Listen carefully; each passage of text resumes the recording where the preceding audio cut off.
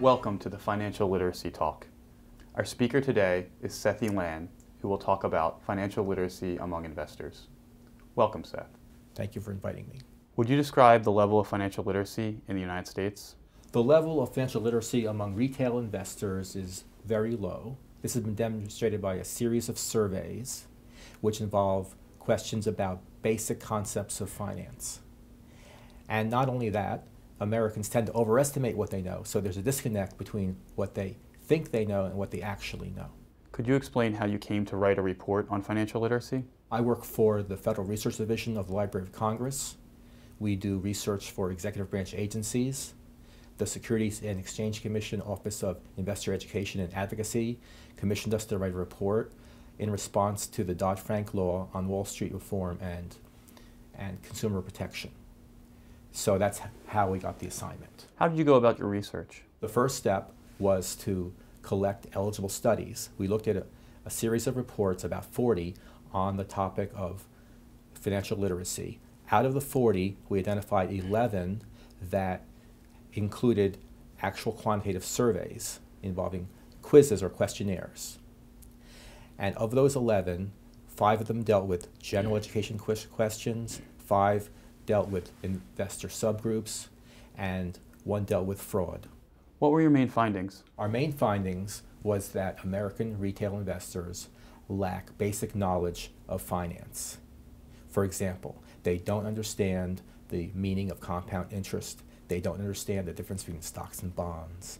They don't understand the benefits of diversification. And they don't understand the correlation between risk and return. And these are very fundamental concepts. If they don't understand that, they probably don't have enough expertise to be responsible investors. Did anything in the research surprise you? Yes, certain population subgroups underperformed on these quizzes, and they included the elderly, the ill-educated, minority groups, and women. And possibly the most puzzling were the women. There's no plausible explanation for why women underperform on these tests. There was a RAND survey conducted in 2010 that found that women underperformed by 0.7 standard deviation. So the question is why? And there are some partial explanations. One has to do with the way in which they become financially literate, in other words, paths toward financial literacy. And another has to do with attitudes toward risk. But this is a research gap, and it invites further study. What are the implications of your research for policymakers? This research has very important implications for policymakers.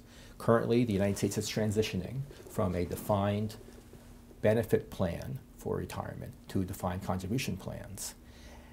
That shifts the burden from the employer to the employee in creating the basis for a satisfactory retirement. If investors do not have the necessary financial savvy, they're really not equipped to make these decisions or to assume that responsibility.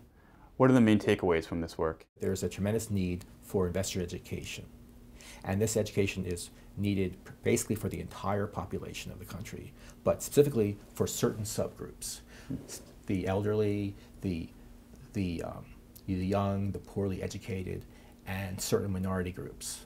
And there was a University of Wisconsin study that found that high school graduates who had low IQs and little exposure to math courses in high school struggle later in life managing their own finances. Thank you. You're welcome. Thank you.